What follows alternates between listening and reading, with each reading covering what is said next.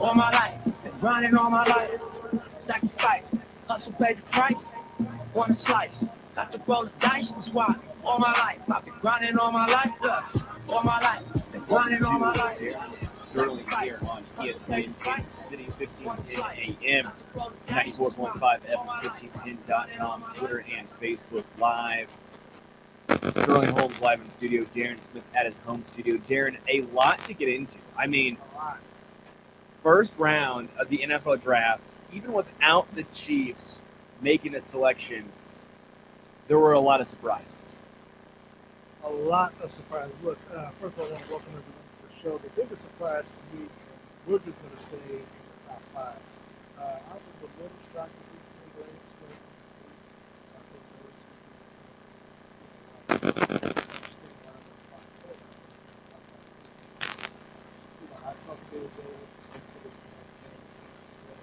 According to reports, like the organization,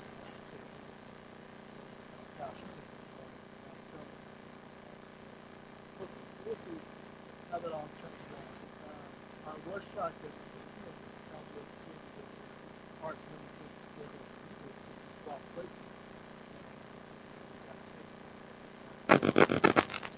But it's a big surprise that was protected by the split week for the Chiefs again.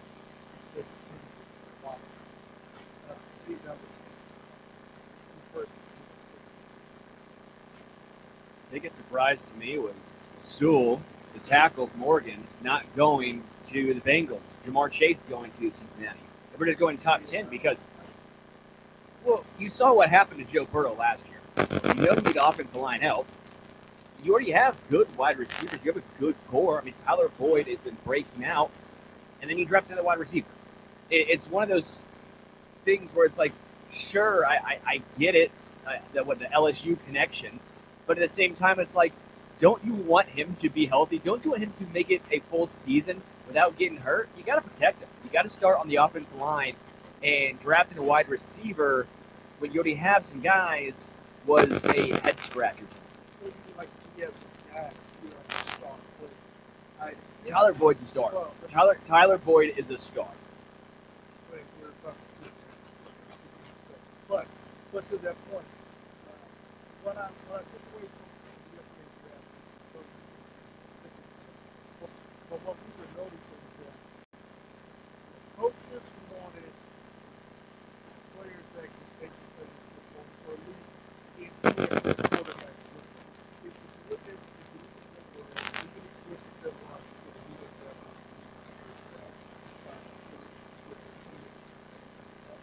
If you look at Miami, one is saying that, okay, we're calling on these young players. The best of it, let's get them all, let's maximize their potential, getting them in help, just help. But they can do that, they can take two water down to the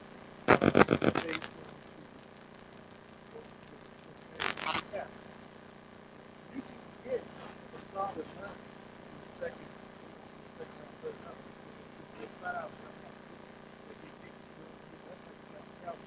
Cowboys needed a corner. They thought they would get Shanahan and worse than get perform. But instead they got the linebacker.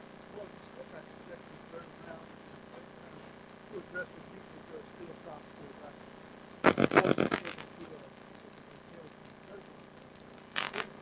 He said that the Chiefs are eyeing is still available for them right now. So I understand they do some lots of just like the Chiefs. Let's before the draft. Now, everybody in the conference I think one Cincinnati is the chief of which they don't know what to do. So they still with second, third round, I don't want to say but Sewell was known as the clear-cut number one stud, best tackle in the draft. Oh, no there doubt. was a no so. No, I'm saying no doubt. I mean, but hey, they Evan Murphy move up to get him. You would have had to get more to get Sewell than you probably would to get Trent Williams, or not Trent Williams, to get Orlando Brown. Yeah, so I see it. But look, I'm like, actually, he had to stand up. His father, his brother, you know, they were some hard men. And to be quite honest, I thought they were probably just as good as the Rock. So they were extremely hard. So, But before we get into the abysmal picks by the Jags and the Steelers, those two picks were just awful. I want first of all, everybody horrendous. Everybody projected out there. Yeah, and those people are horrendous. Those, if you predict a running back in the first round, it's horrendous. It's terrible. How many times do you have to see this happen for the Jaguars? Travis Etienne, are you absolutely out of your mind? You just proved your point last year. Terrible pick. Horrendous. I said this last year, and I'll say it for time until the end of time. Running backs in the first round. The Jaguars proved this last year. James Robinson was the most productive running back as a rookie. The rookie of the rookie class, undrafted. But you also said after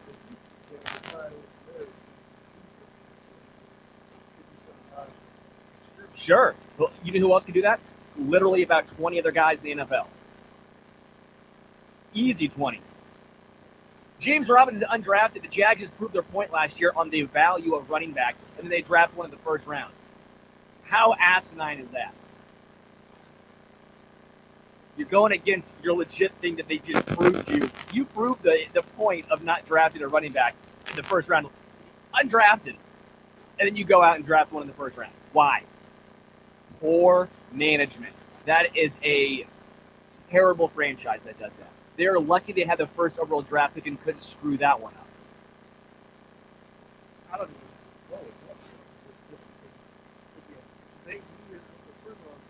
They don't need a running back. They have one. That James Robinson proved it last year. Okay, then give me your Pittsburgh one. Yeah, they were. I mean, look, even if you now I don't know how close you were watching the draft last night, but when they were showing highlights of Najee Harris, everyone looks good in highlights, Darren. They're highlights. No. Hold on. First of all, he started on a 16-0 team and won a national championship. So let's put some respect on what they say with the producers down there at Alabama. You think that he was the only reason they went 6-0? Not Jalen Waddle, not Mac Jones, not Alex Leatherwood, not having the best overall team in football. I'm sorry. How much did he contribute for that? Oh, he was great. No. I said, well, the guy said, how much did he contribute? Oh, well, yeah, he was great. Okay. Then. So, okay. So But hold on. It's just like you want to get Waddle and Smith credit. Well, he gets a line. Other credit was just as much as Mac Jones. What I'm saying is, don't try to elevate Waddle and Smith and Jones and try to poo-poo Najee Harris like he's some second, third round, fourth round pick. No. You are with somebody really drafted. You are with somebody really paid. Now, if you saw the highlights last night, I'm sorry. I would have preferred him in Kansas City last year versus Clyde Edwards-Helaire. Now, you can laugh and giggle all you want, but I'm telling you, that dude is going to be problems when he gets to the next point. Dude, they're highlights. Everyone's going to look good. That's why it's a highlight, not a low light. They ain't going to show him fumbling. Well, No, because he didn't fumble last year. My point is, you have so much need for the Steelers, for example. That offensive line is decimated. Sterling, there are 7 rounds in the NFL. They only got one pick. And guess what? Running back in the first round is the worst possible value out there. Why would you? You're throwing it away. Oh, hold on. Okay, first of all, Sterling, in case you forget what division they play in, they play in a hard-hitting division. They like to run the foot at a smash-mouth football division. How'd that work in the playoffs? Last I checked, Baltimore has just as many Super Bowls as Kansas City, and they deal In the past 3 years, in the past, how many years? Let's just say hold on. 5, 7. When analytics became noticeable, you can actually quantify the value. Damian Williams rushed for how many yards in the Super Bowl 2 years ago? Hey, No, my point exactly. No. How Jared, many yards my did he point. rush for? Where was he drafted? I don't know. Did he draft? You want to look that one up, Darren? I think you're proving my point is you're proving my point right here.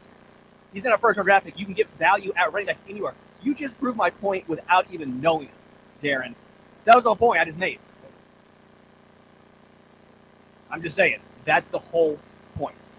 But going back to this, because you wanted to get off, we had to touch on it. We had to. Justin Fields dropping to 11 to the Bears. Great by the Bears. This is a phenomenal move by the Bears. They finally didn't overthink it. They didn't overthink this one. The Bears did the right thing. You know who did overthink this? The Broncos. Broncos had them right in the lap. The Broncos had 2 chances to at least try and improve at quarterback. I don't like Mac Jones, but at least you know, hey, we're taking a swing. Well, you got to keep in mind, Mayfield is good whether or not that was forward is moving or not. I think Green Bay, you're supposed to get rid of Aaron Rodgers, if that's the case. Sure. In actual case, they did the right move by going after him. First of all, you forget you're in a division with Patrick Mahomes. You got people that can get after the quarterback and also get after the receiver in the receiver. So if they have any legitimate shot at getting Aaron Rodgers to play, Sure. If they get and he is, Aaron, I'm sorry, and he is a legit perennial Pro Bowl quarterback. So that's somebody that is really good for the Broncos.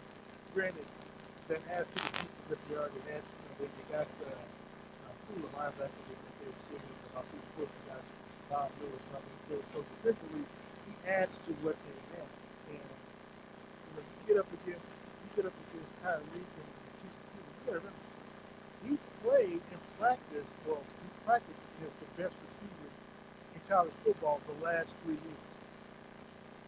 So he's going up against that every single day. So he is a day one starter. When he goes up against Kansas City, he's not. My thing is this: if you're going to get Aaron Rodgers, why put him in the same situation that he was in Green Bay? Why not give him more weapons offensively? Why not actually give him that that wide receiver one? Didn't you already say before, and I believe this might have been even that they, that the Broncos already have a good offense? They got a good one good guy, yeah. They have Cortland Sutton. Cortland Sutton's good. Been perennially injured. Very good. Do you think he's going to be that guy? Do you think he's going to be a legitimate? What I'm saying is they have what there are agents, there are trades, there is an off season. They didn't do anything with it. Hold on. We were just in the talking about who we're going. What they might not start to find out if they get Aaron Rodgers. Why do you think that's what the going to do? If they were about to somehow can acquire who is going to go to think they're going to get him more weapons. Take care of your needs first until you can solidify Aaron Rodgers. I'm just saying, for the Broncos to land Julio Jones and Aaron Rodgers in one offseason seems like a very that's a pipe dream of a pipe dream. Hold on. Will we not get Joe Philly, Kyle Long, and Orlando Brown? That is not Aaron Rodgers and Julio Jones. I'm sorry. I'm sorry. You have a $500 million quarterback, and you got an offensive line that got decimated, got the ass kicked, but you fulfill your needs by literally getting a whole new makeshift offensive line. You gonna try to tell me that's not the same? I'm talking because for Kansas City, they don't need a quarterback though. Aaron Rodgers is. But the answer, okay. So an MVP. Hold on. So first of all, Kansas City doesn't need a quarterback, but if Kansas City don't do nothing with the offensive line, then what are you gonna be on there complaining about? Nothing. I'm saying it's easier to get offensive line help than it is to land the MVP. Well, so by that same measure, then it's going to be just as easy for Cincinnati, so they can go ahead and get Joe Burrow some weapons. They can easily go get an offensive line. Hopefully. No. So you just made my point without even knowing. What's your point? They can get offensive line help. They can get the best tackle in the draft. Orlando Brown's gone. No, just how easy as you said it was for the Chiefs to get all these offensive linemen, it can be just as easy for Cincinnati to get offensive linemen for their team, so they can go out and get weapons for Joe Burrow in the draft if that's what's necessary. And they can go out and find some more offensive line. Just easier to choose. Next year, not at this point of the season. The offseason, look at the offseason more radically. If you want to look at the free agent, if you want to look at who's on the trade block, we can go to that. Sure. There's no more Orlando Brown Jr. left. Joe Tooney is off.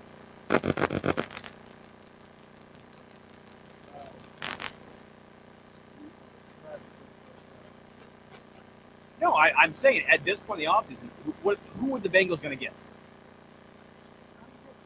That's my point. At this point in the offseason, you have the draft, and then you have veteran cuts. Okay, well, let's see. Well, Illinois was not signed. So there's another. He's not signed. Melvin Ingram. He's not signed. So, I mean, there are a lot of free agents that are still out there. Cincinnati, if they decide to open up their wallets, they have to go out and do it. We're trying to make it seem like, just because Brett Week makes it easy, that it was easy for Kansas City. Leave Kansas City. Trent Williams, I don't think was leaving. That was a whole other story. Another thing, I think that Mac Jones going to the Patriots at 15 is just extremely Bill Belichick. I don't know how this is going to work out. Again, I'm not high on Mac Jones at all. I think of the main 5 quarterbacks, I would put him at 5. That's where I would have him. And he ended up going 5. But I just don't know. I don't know if this moves the needle for New England. Like, do you think that all of a sudden, because he has the same body makeup as Tom Brady, that slightly overweight, pudgy guy, that he's going to become Tom Brady? I just don't buy it. Well, I'll be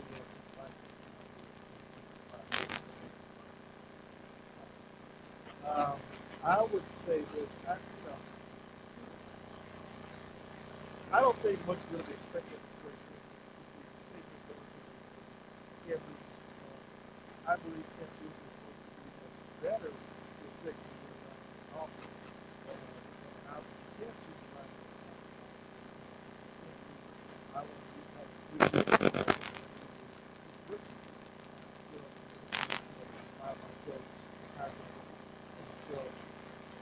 I think it's a good move for I think, because of the pipeline, it's not looking like yesterday. To us, it's a coach not doing coach with him, so he's coaching. He played a big game out.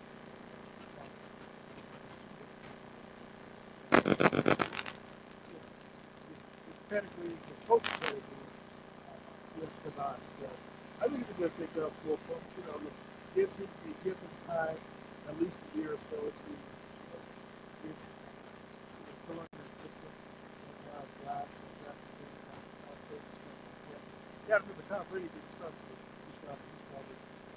after his first year. So as long as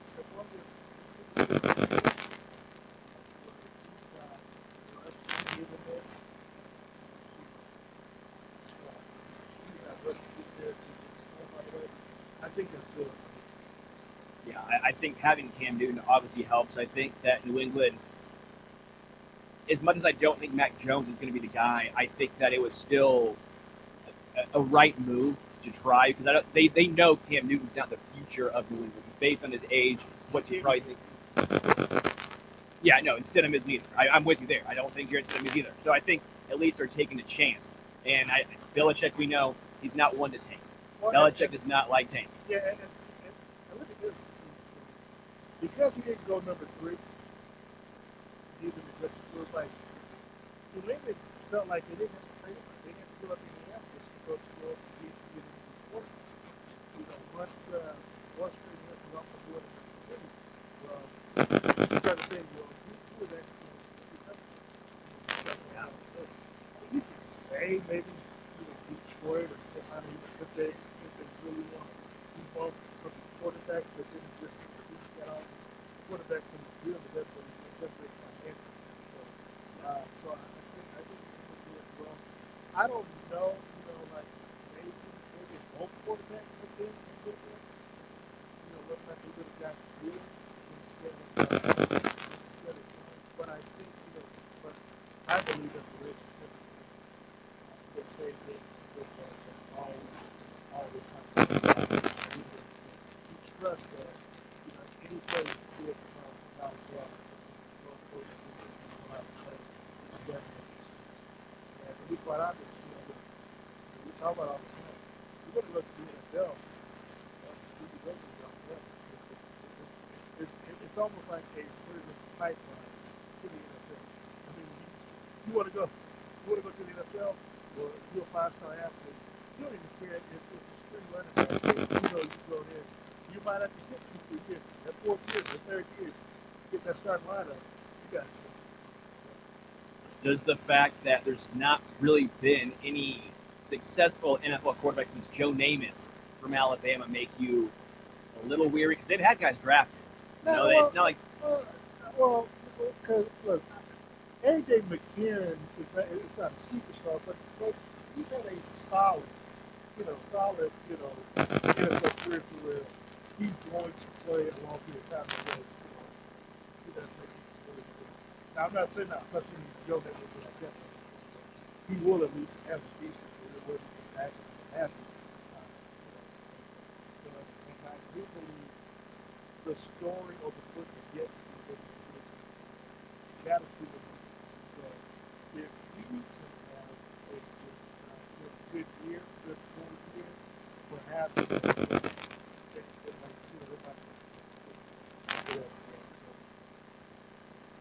One of my favorite picks. It sucks. It's in the division. Rashawn Slater for the Chargers. Chargers had a good pick here. I really like Rashawn Slater. I think that this was the right move. Again, I like making sure your young quarterback gets at least some extra protection here. Just based off of Joe Burrow, based off of Tua. You don't want your star quarterback getting hurt and constantly under duress. I really like this move for the Chargers. Yeah, I think so.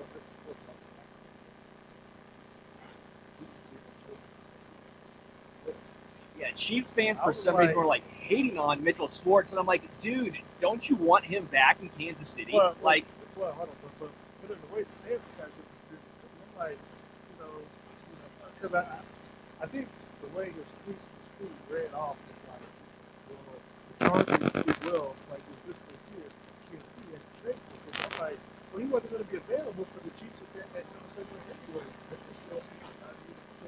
Now I thought Mitchell Schwartz was but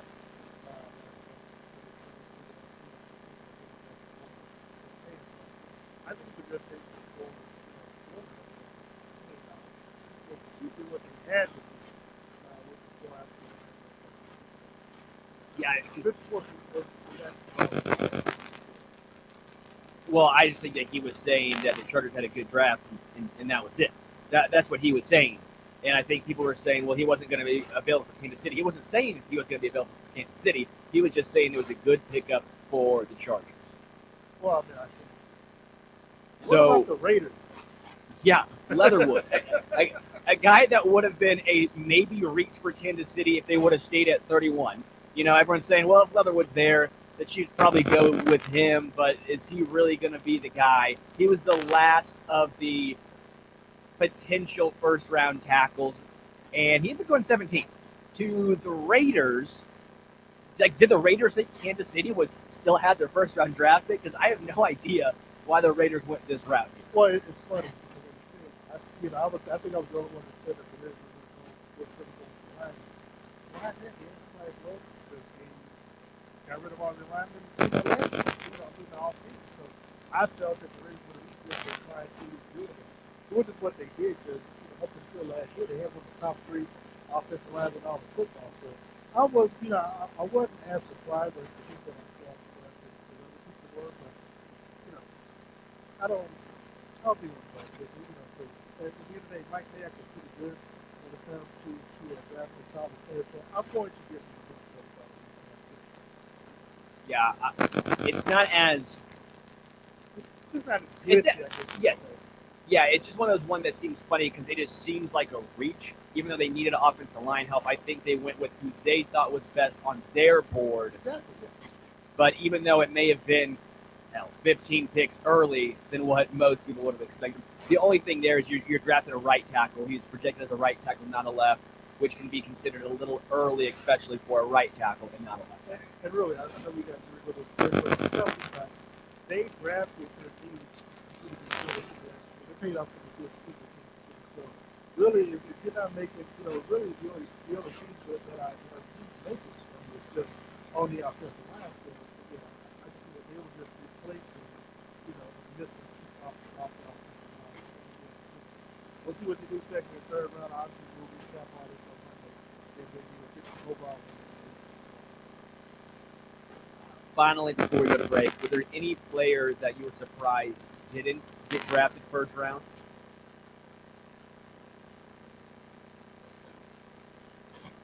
No, not the other. I was going to say 2 linebackers. The guy from Notre Dame, I'm not going to butcher his name. The guy from Notre Dame, and then honestly, a little bit to an extent, Nick Bolt. I thought linebacker was going to be a little more of a hot commodity this draft than it was. Oh, I'm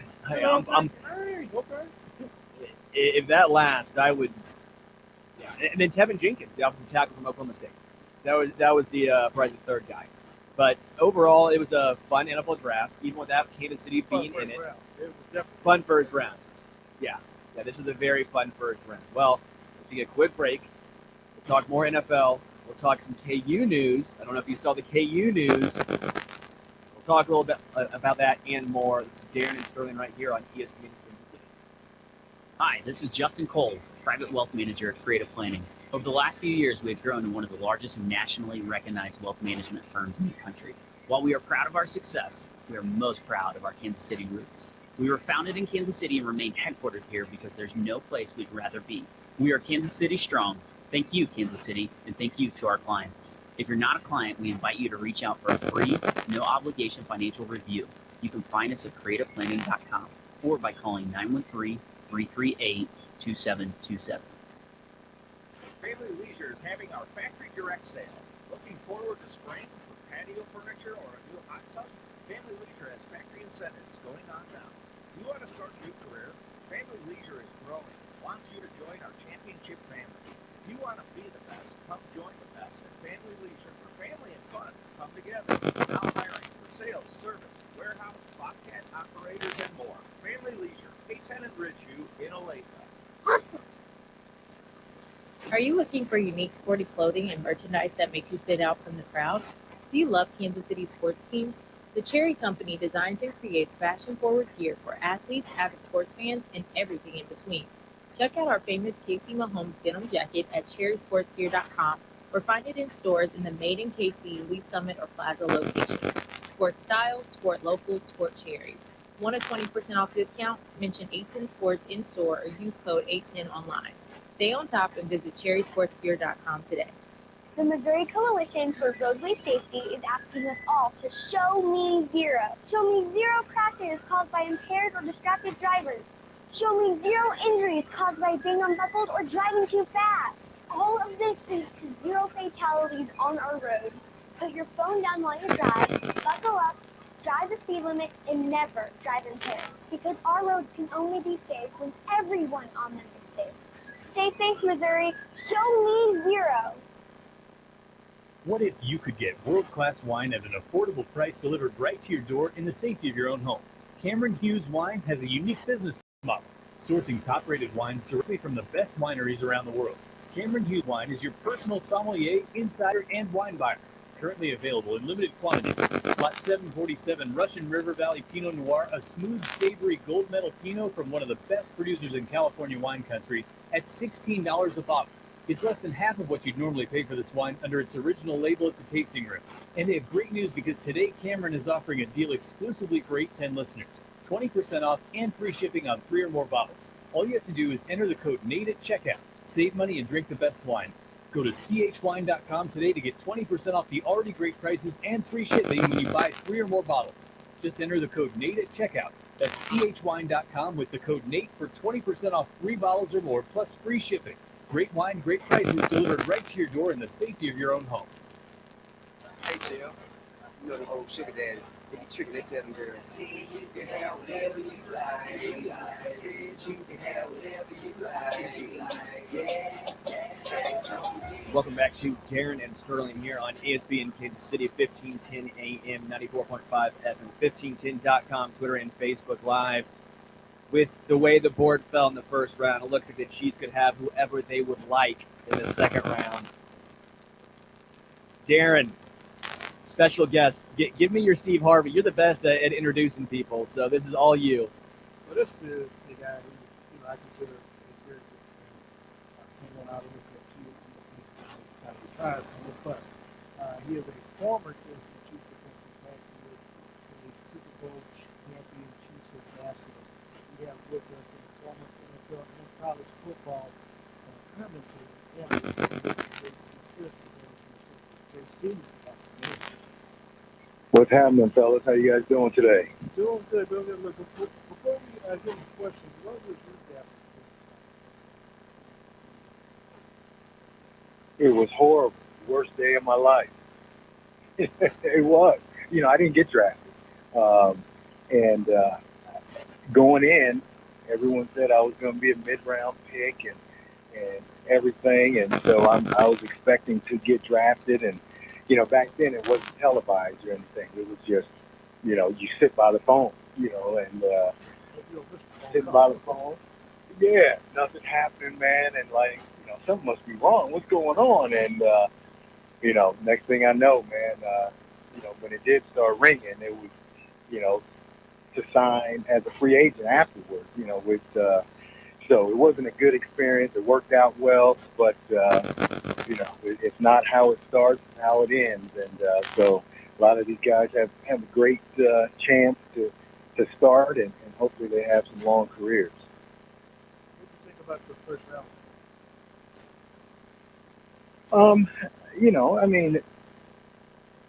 I think it kind of fell in place other than obviously number 3. Everybody was thinking Mac Jones was going to San Fran, and they took Trey Lance. And then, after that, pretty much kind of fell in place other than, the Raiders being the Raiders and reaching, I think, on an offensive tackle that I don't think should have been drafted that early, if you ask me.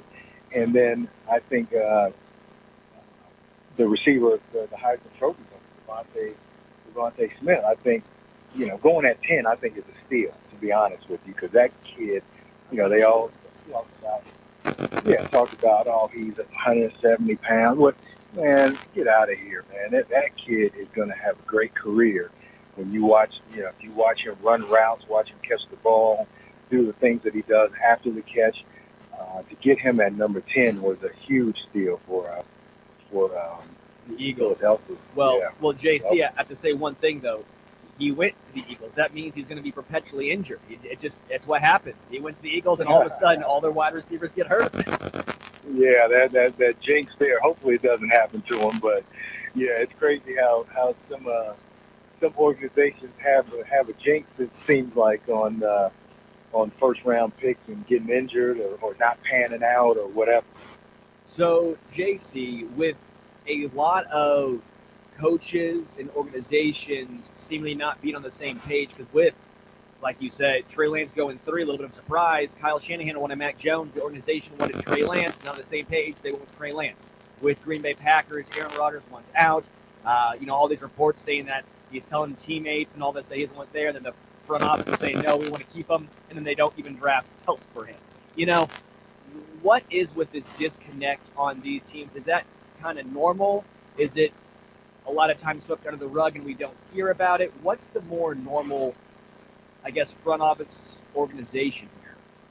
Well, you want everybody to be on the same page. You want everybody to work together. Front office, scouting department, player personnel department, the coaching staff, because, everybody should be in somewhat of an agreement, at least the top guys, on who you want, because ultimately all your jobs are on the line, right? I mean, so, you need to be able to work with the guys, just so to be a coach and not be able to have any say-so is tough, because now, you're at their mercy of whoever they bring in, and you got to coach and win with them, or your job is on the line.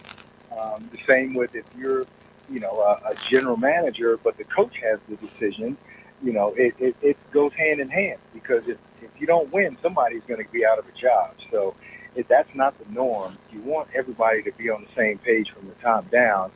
And in that Green Bay, I mean, that's just a debacle right now. You trade up last year to take the quarterback, Love, from Nevada, and obviously you don't trade up to get a guy unless you're planning on playing him pretty soon. And then, now you get, obviously Aaron had a huge year, but, you drafted his replacement last year. Now you can get a boatload of picks and players for him. You were already planning on moving away from him, or you wouldn't have moved up to take a quarterback. So you probably should do that, because now Aaron's got all the leverage. Had a great year, and now he's like, okay, remember what you did to me last year? Well, now I'm going to do it back to you, and now I'm sticking to you. So obviously, they're not on the same page. And now if he doesn't play, or goes and hosts Jeopardy or whatever he's going to do, then they look even worse because they get nothing for him. And so now you traded up, you took his replacement, now you got nothing for him. It's a bad look really out there. Jason, when you look at the draft, do you think it was a good move for Pittsburgh to go after Najee Harris? Well, they lost James Conner, so they have to run the ball, and they can't. Big Ben is not the same old Big Ben. You can't just rely on him. He's not the guy that you can just rely on now.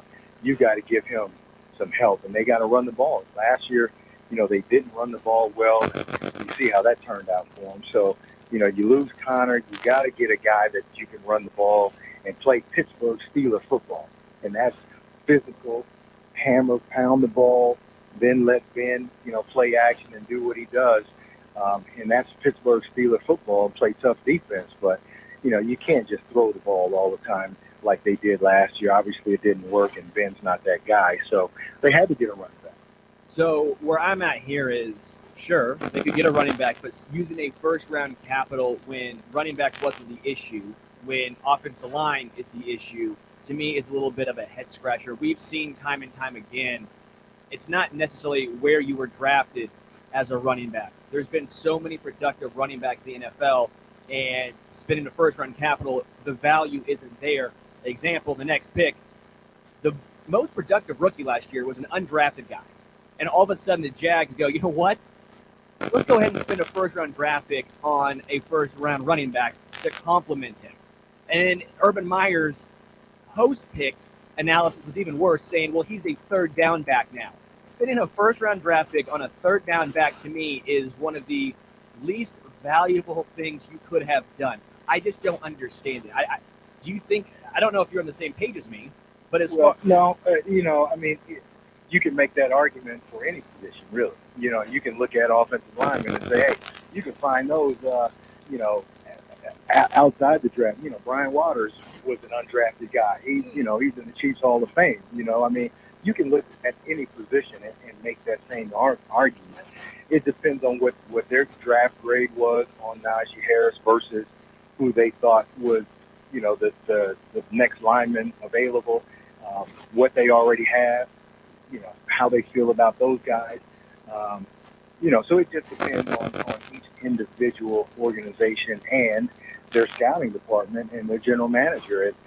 But you can make that same argument about any position, because you can look throughout, history and there's been undrafted guys or late round guys at every position. Just like, you could say, oh, why are they drafting these quarterbacks, so high in the first round? Tom Brady went the 6th round, but there's only one of those, so, you can make that argument, but, that doesn't mean that's set in stone. So obviously they had a high grade on Najee Harris, had a great career out there in Alabama when he was able to play. And so, with losing James Conner, obviously they feel like they need a back like him, who's a big back, about 225 pounds, that can play Pittsburgh Steelers football.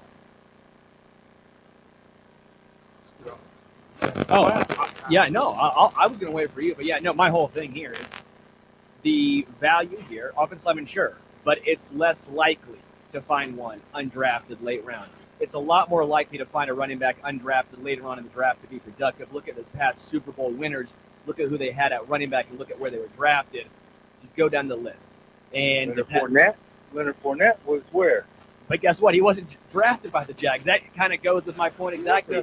But I mean, but not Tampa round running back. Ronald Jones, still a high drafted running back. I mean, they were still they weren't drafted by Tampa, but they were still drafted highly. But that's my point. They weren't drafted by the same team. So using that draft pick on someone who's realistically, and it sucks because it's the way that football is and it's the positional value, who's probably going to have a steep decline at 27 or 28 based on an offensive lineman where look at Trent Williams, maybe the best tackle in the game is 32. Just the career longevity, I would throw that into the equation as well. Well, yeah, but again, you can make that argument for pretty much any position, I think. When you start talking about guys who weren't drafted by that team and are playing well and that kind of stuff. But again, it just comes down to each organization's scouting department and how well they trust in their scouting department and their general manager and and the picks that they make and they ride with them. So, again, I just think that they probably thought that there was a huge need for them at running back after losing James Conner or whatever, and for them to be who they need to get back to being. You're still going to have that guy. You can make the argument either way. Hey, we block better up front, and so we don't need as good a guy in the backfield, or we don't block as well up front, but we have a better guy in the backfield who can make some guys miss and break some guys. So it just depends on your evaluation of who's available. JC, I know Stone and I, we have a disagreement about some of these teams going after impact players versus offensive line. I.e., are you shocked or do you understand why Cincinnati went after Bill Burrow's former teammate Chase to bring him to give him the weapons versus Miami Dolphins getting him wide, to go alongside Tua turning away. And then of course to that point, Jacksonville drafted a running back right after Pittsburgh to go along with Well, again, it's your philosophy, and obviously you got to have both. You have to have somebody that can block. We found that out in the Super Bowl, right? You better have some tackles that can block, or you better get rid of the ball quickly. In the Super Bowl, we didn't have tackles that can block, and we didn't get rid of the ball quickly, so it didn't work out well. So you got to do one or the other. And in this game now, you got to score points. And the way that this league is playing football now, they're throwing the ball, they're three wides most of the time. You got to have some guys that can line up and play. And, so it seems like guys are going and teams are gravitating more towards that and then trying to fill in the other part. Now, obviously, you got to have, like I said, you got to have some guys that can block, or you get rid of the ball quickly, one or the other. And if you have both, then great. But again, it just depends on where they value those players on their board. And everybody's board is different. But, obviously those teams felt like they needed to get some receiver help so they can score some more points, they can move the ball, and they can help their quarterback more. And obviously, we know Burrow got beat up last year, got hurt, got beat up. So, you give him some more help, some more guys to throw the ball to. But now I think that they'll look further in the draft for guys up front that can block for him, i.e. offensive linemen. So I don't think just because you make one pick, you're now abandoning another position just because you don't get it in the first round. They may feel that there's value in the second, third, fourth, fifth round in terms of the linemen that they're looking for. When it comes to biggest surprises for you was Justin Fields falling to 11 and then Chicago getting him, which I think was a phenomenal move there, or Mac Jones falling to 15 and going to Bill Belichick, which seems very Bill Belichickian. Which one was a bigger surprise to you? You know, obviously, I think even though I was never really sold on him going that high, I think Mac Jones falling that far because everyone had him at the top of the draft, you know, the top 4 or whatever, and then he ends up, you know, going after, all the other top quarterbacks. But, you know, I think there was so much hype on him early on that you thought that he was going to go earlier. Everybody had him going to San Fran. But you know, I was never really sold on him. But I think him dropping that far to New England, which I think was probably going to be a good fit for him. So I think it's going to work out. And he didn't seem like he was too upset about it. He was fired up and pretty happy about it. So, but I think you know, just with all the hype, I think him falling that far was probably a surprise.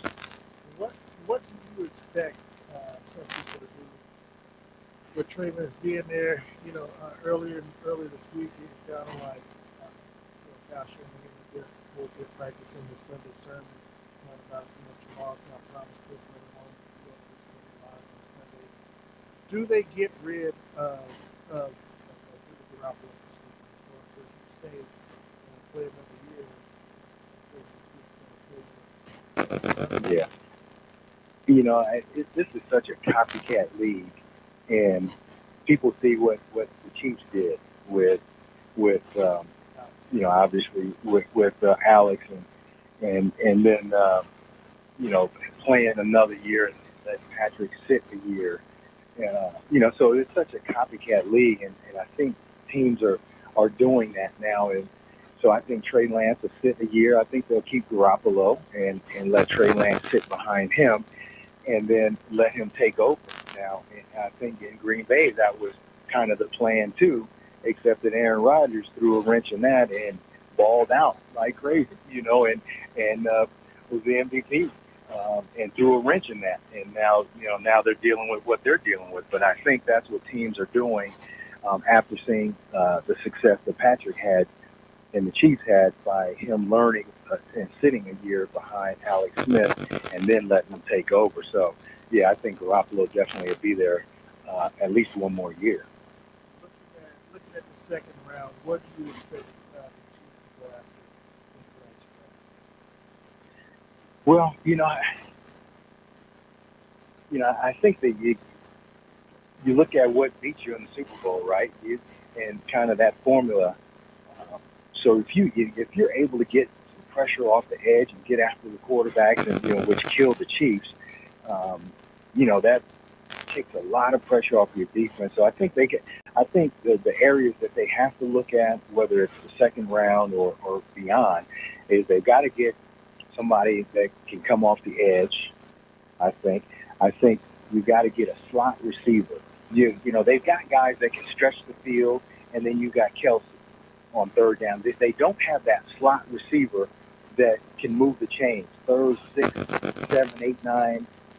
They don't have that guy. That's why Kelsey gets so many balls. But then if Kelsey's having a bad day or they're doubling him or taking him away, we got to throw the ball down the field, which takes time. And that was the problem in the Super Bowl, because you got to be able to block if you're running routes down the field. They need a slot guy that can move the chains. And I think that is something that can really help this offense, and will help Travis as well, because now you can't just double him and sit on him if you've got another guy that can move the chains, and you still have the guys, obviously Tyreek and them, that can stretch the field in the cold. But I think you got to look at a slot guy. You got to look at a guy off the edge, and if you can get an inside backer like Levante David, and I'm looking at the blueprint that beat them in the Super Bowl. Levante David, that linebacker that obviously was killer against the run, but also was sideline to sideline and in the passing downs, all over the field. He could easily have been MVP of that Super Bowl. If you can get a guy like that I think that helps this defense as well. Nick Bolton, baby. And, I mean, you're either getting better or you're getting worse. Obviously, they still have a great roster. They still have a good team, but, you're either getting better or you're getting worse in this league because people are studying you every year. So you got to reinvent yourself and you got to get better. And that's why I think if they can find that slot receiver, man, that they can really work the middle of the field, they can move the chains, they can, that good third down guy, I think that'll really help us all. Jayice Pearson, former Tennessee chief defensive back in asking what Jason really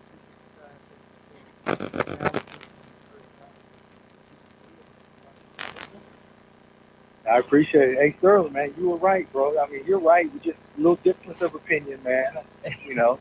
Pittsburgh, they'll be all right. Hey, whether they get a lineman or not, they'll be okay. See, that's why we love it. It's just agree to disagree. Yeah, there you go, bro. That's a good one. I don't know, JC, you can say he's wrong. There's nothing wrong with that. We'll be right back after this time. All right. Listen to Darren Still right here. Buying or selling your home is a big decision, maybe the largest transaction of your life. So make sure you have a real estate expert on your side. Shannon Brimacombe and Stacy Cohen with Reese Nichols. Brimacombe and Cohen rank among the top 1% of all agents in the city, with over 100 million in transactions in the past 2 years. Dedication and decades in the business. Contact Shannon Brimacombe at 913-269-1740 and find out why Brimacombe and Cohen are moving people and moving houses.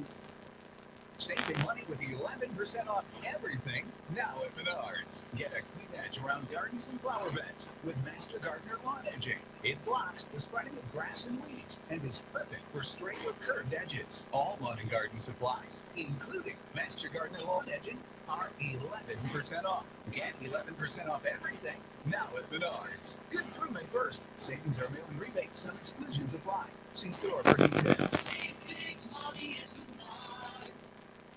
Squeaky doors, clogged sinks, finicky engines. When things break around the house, you take care of it.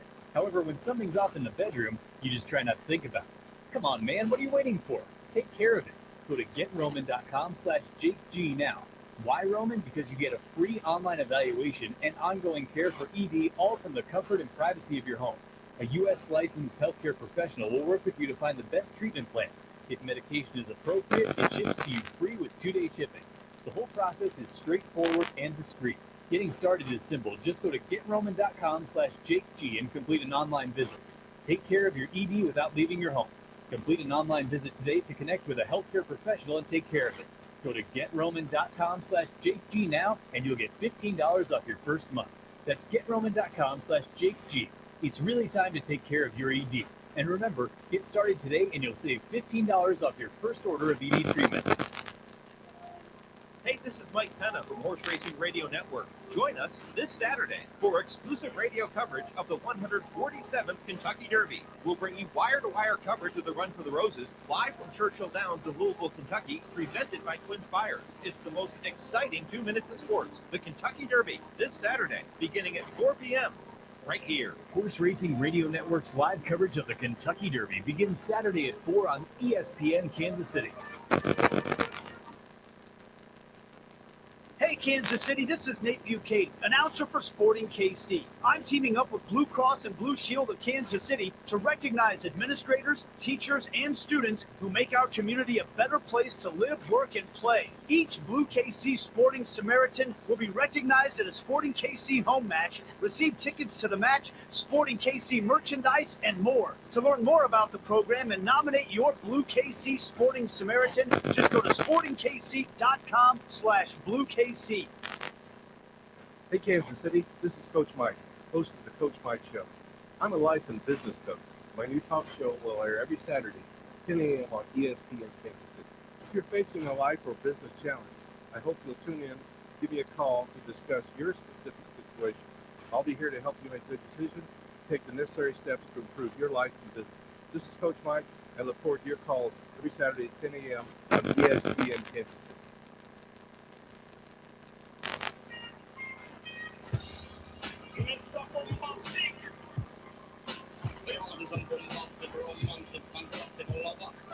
Shut it! Welcome back to Darren and Sterling here on ESPN Kansas City, 1510 AM, 94.5 FM, 1510.com, Twitter and Facebook Live.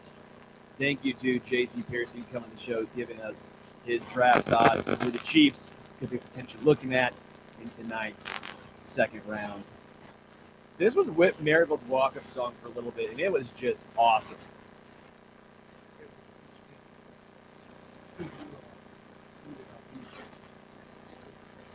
Shaggy. I love Shaggy, man.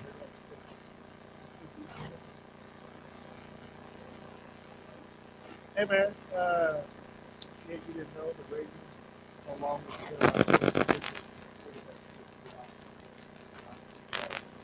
it looks like all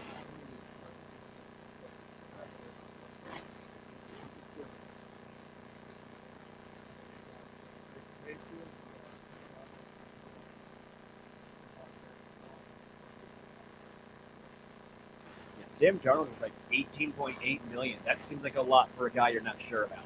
Well, this is crazy. Jackson was Well, they did it. You got the MVP. They have it slide to where if you have certain accolades, you get a little extra. They did right by the players there. I'm glad they did that, or else he could be getting severely underpaid. Before we get out of here, too, Darren, Kid has hired Buffalo's Lance Leipold as the football coach. Didn't have much time to talk about it. We'll try and get to that as KU football tries to get out from the dumpster fire beneath itself. I mean, it is what it is. But Darren, it was a lot of fun.